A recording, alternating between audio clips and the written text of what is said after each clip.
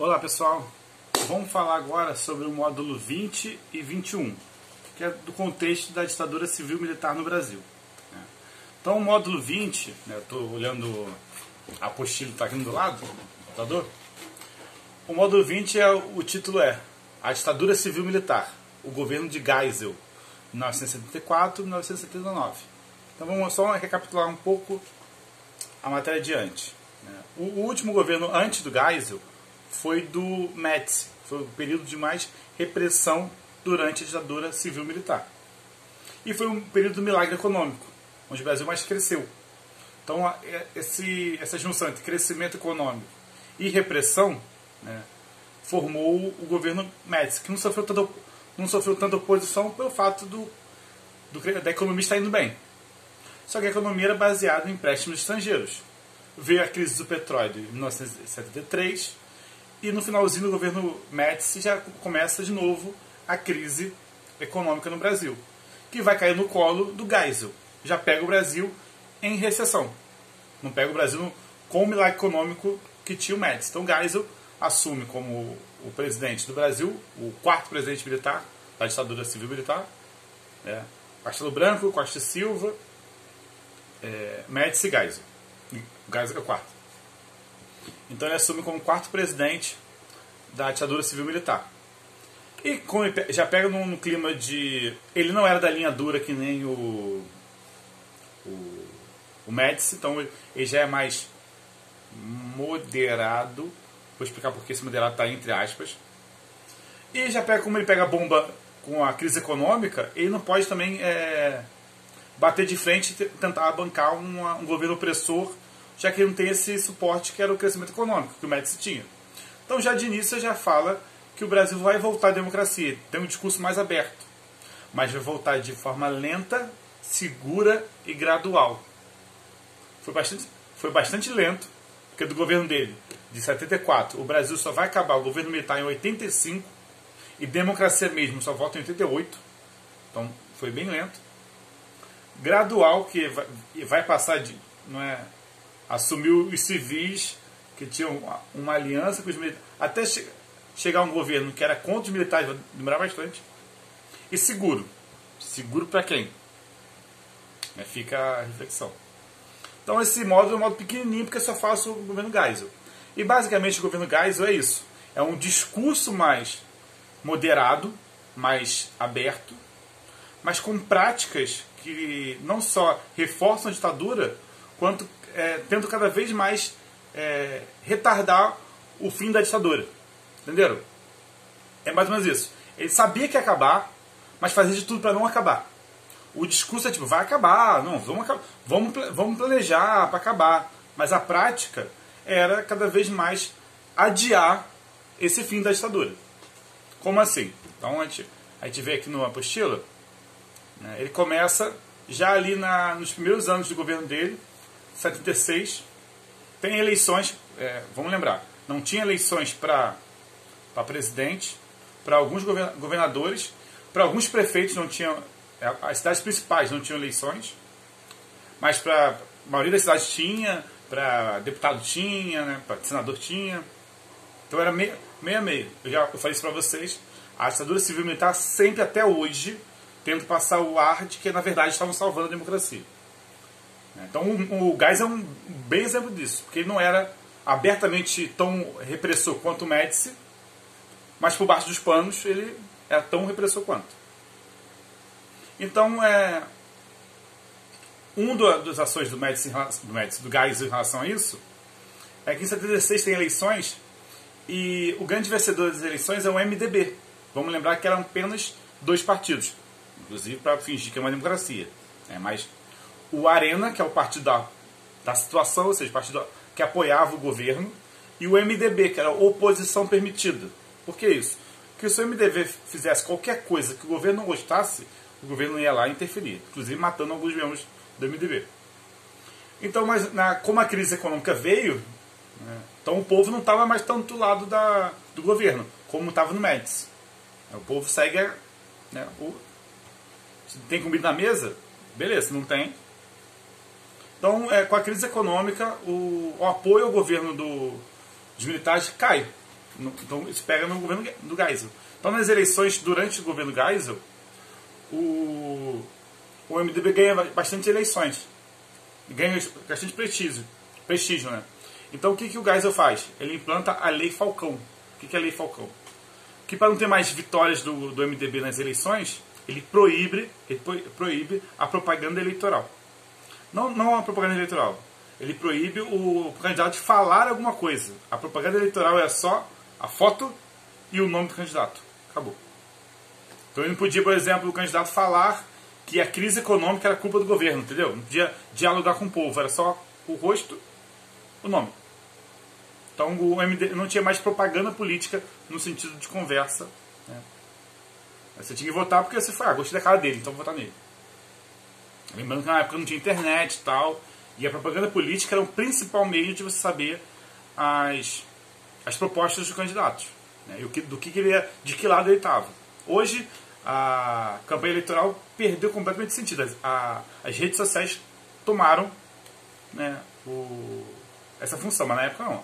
A propaganda eleitoral na TV era o principal meio de você saber. Então veio a Lei Falcão falando, não pode, é só foto e nome. Né, para combater o avanço do MDB, ou seja, para combater o avanço da democracia. E no ano seguinte, em 1977, ele faz os chamados pacotes de abril, né, em abril de 77, que era interferir no poder legislativo.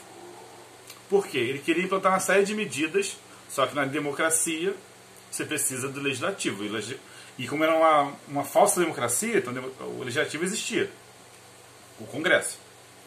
Só que para fazer as coisas tem que ter maioria no Congresso.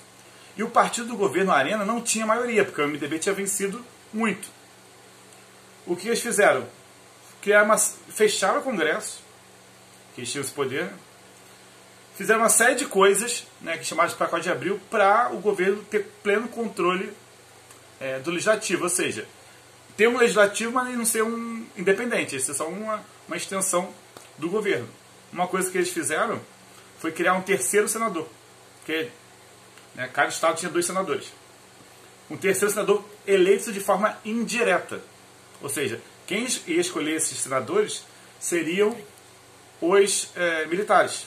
Eles foram chamados de senadores biônicos. Então, eles teriam mais políticos no parlamento. Não, parlamento não. Parlamento a gente não chama de parlamento, né, mas no Congresso, no Poder Legislativo, do lado dos militares. Então, né, é mais uma maneira de você, né, deter a democracia. Porque se a democracia diz que os militares não têm que ter poder, então eles vão lá e vão cancelar essa democracia. Então esse é marcado o governo Geisel.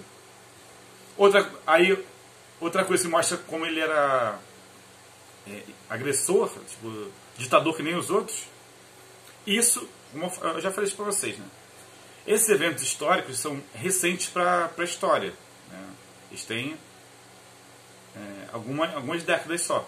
Muita gente está viva ainda dessa época.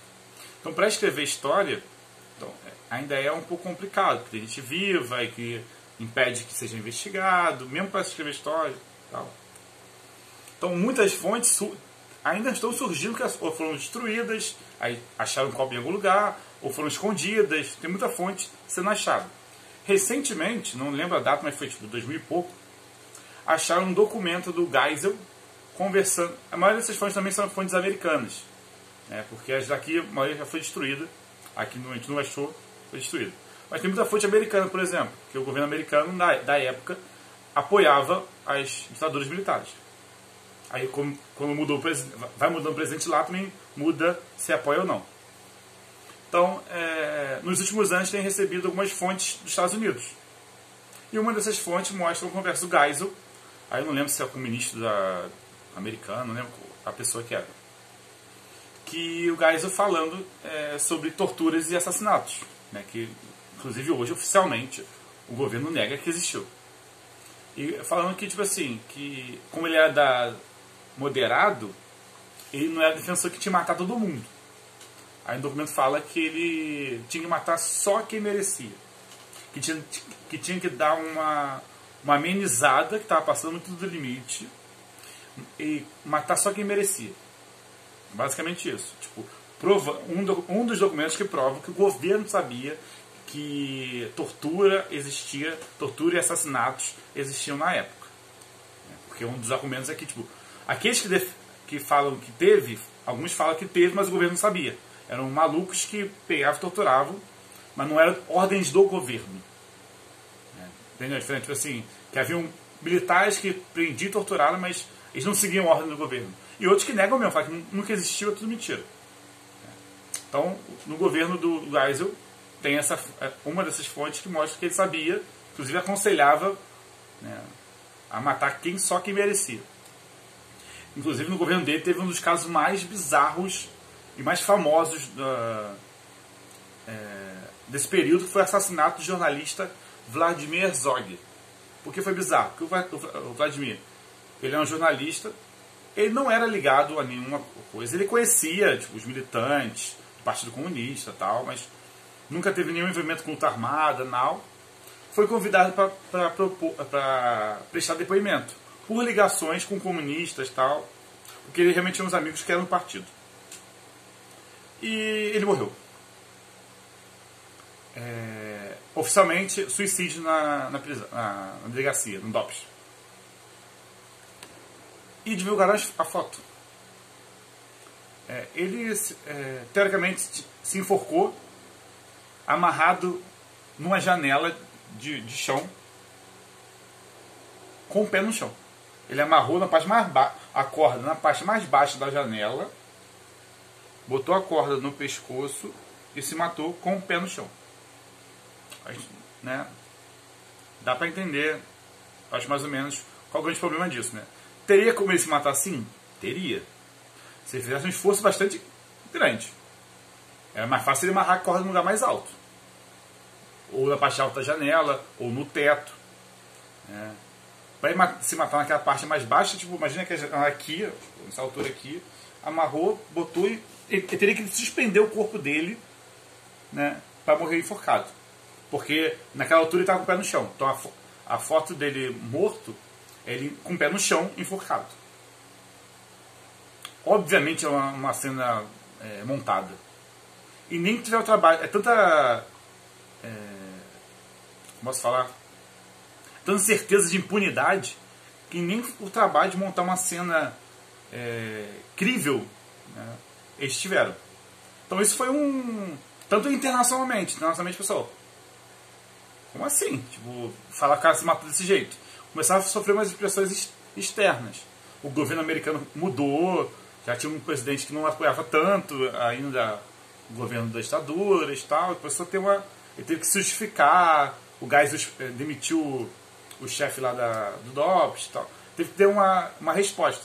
Mas, além do que, nesse período, foi o período que mais morreu militantes do Partido Comunista Brasileiro.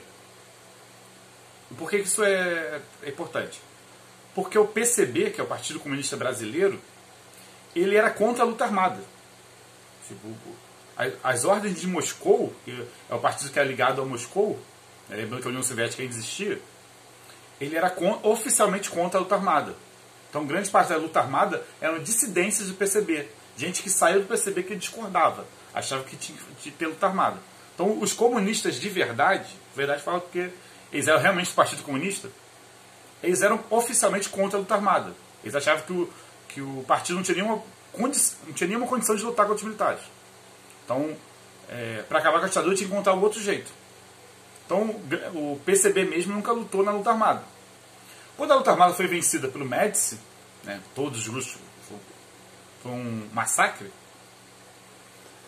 o governo Geisel mirou nos membros do PCB, que, né, só eram membros do PCB. Isso é crime deles. Então, naquela época, muita gente do PCB morreu.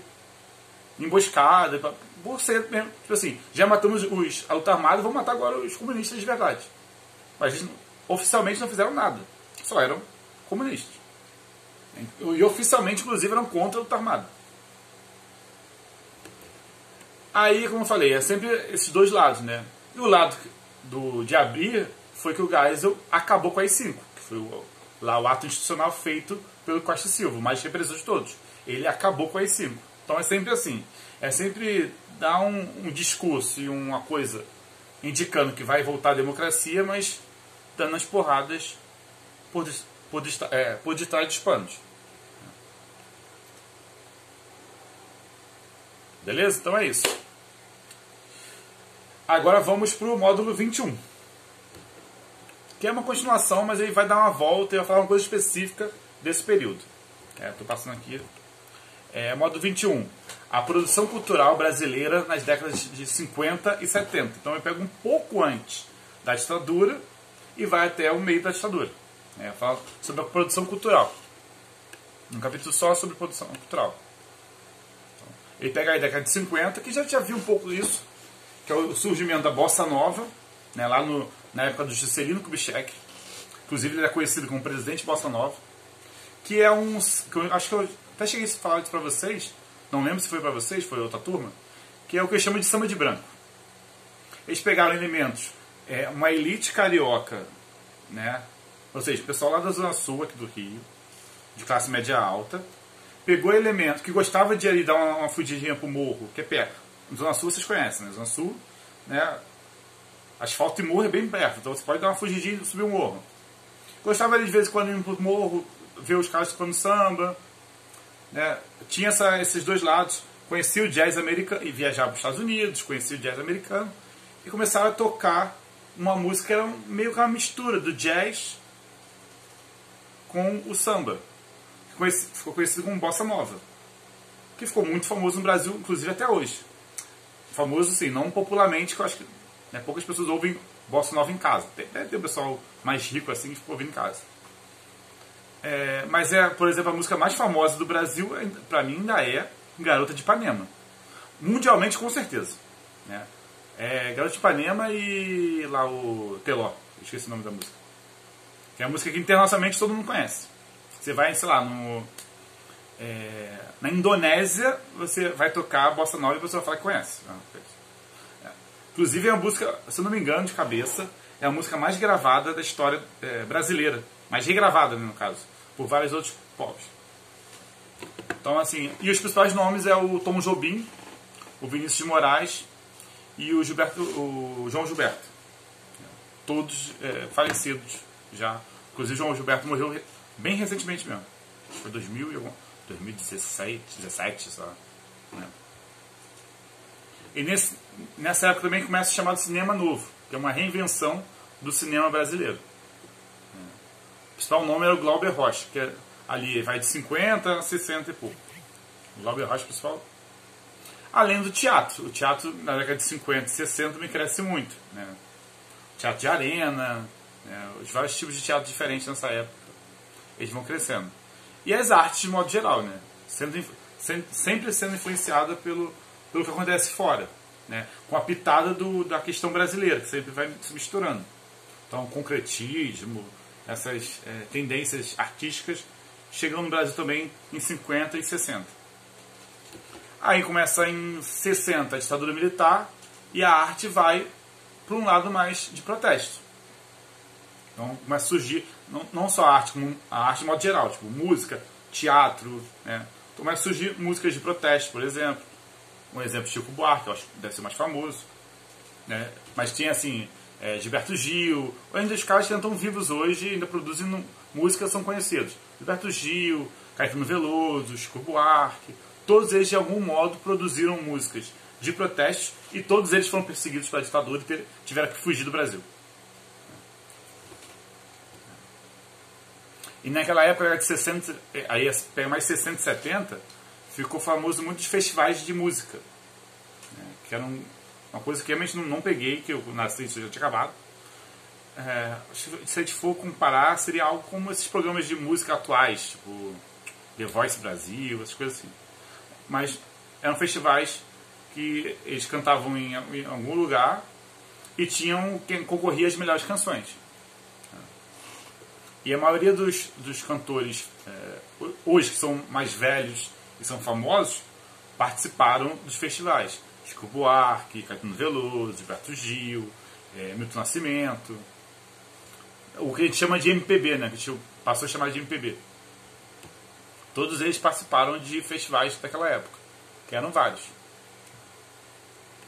E começou a surgir vários movimentos artísticos desse período, né? Um dos mais famosos é o tropicalismo, a Tropicália, que era ali comandado pelo Caetano Veloso e Gilberto Gil, que misturava aquela... Porque havia uma briga na época, isso aí eu até vou abrir um parênteses. Eu não lembro a data, não vou nem colar aqui, mas eu não lembro a data. Mas foi por aí, década de 50 e 60. Teve um protesto dessa música popular, protesto mesmo, tipo, as pessoas foram pra rua, porque começou a ser influenciado no Brasil, a partir da década de 50, chegou no Brasil a guitarra elétrica, né, que era, naquela época era o símbolo do rock. O rock eu falo que é bem genérica mesmo, que hoje nem seria chamado de rock, né? Tipo assim, o início do rock. Naquela época o que usava guitarra elétrica era chamado de rock, né? Mais ou menos isso. Hoje quase todos os estilos musicais usam guitarra elétrica, se não for estilo eletrônico. Mas assim, aí o pessoal do MPB começou a protestar pela entrada da guitarra elétrica, porque eles tocavam no violão. Eles achavam que tocar guitarra elétrica era tipo invasão da cultura estrangeira. E a cultura brasileira tocaria só com violão, como o violão fosse invenção brasileira, né? Mas tudo bem. Aí mas outros grupos começaram, não é porque a gente vai tocar guitarra elétrica que a gente não é brasileiro. A gente consegue pegar a guitarra elétrica e tocar estilos brasileiros. A Tropicália foi um deles. Né? Caetano, o Gil e outros cantores começaram a usar o violão junto com a guitarra elétrica e outros instrumentos e criar um som moderno, vamos falar assim. Né? Um som moderno. Enquanto do outro lado tinha a Jovem Guarda, que era o rock and roll clássico, quase uma cópia do rock and roll feito nos Estados Unidos, né? Que era, enquanto o Tropicália era mais politizada, mais tanto politizada em todos os sentidos, tipo, aqui vamos fazer uma música brasileira, né? Tinha um pensamento. A Jovem Guarda era mais vamos falar partidária, sim, né? Mesmo durante a ditadura militar, os cantores da Jovem Guarda não se posicionaram, não fizeram música de protesto. As músicas que falavam de amor, juvenil, sobre ir pra festa, eram bem em cima do muro. E a Jovem Guarda era, acho que vocês conhecem, o principal nome era o Roberto Carlos, né, que depois virou um cantor romântico e tal. Hoje, esse ano vai ter o especial, mas Roberto Carlos, Erasmo Carlos, Vanderleia, eram os membros ali da Jovem Guarda, que faziam mais um rock and roll mais parecido com o rock and roll dos anos 50 nos Estados Unidos. Não tanto, não politizado. Beleza? Então é isso, pessoal. Esse é um resumo da cultura do Brasil da década de 50, 60 e 70. Então é isso. Fui!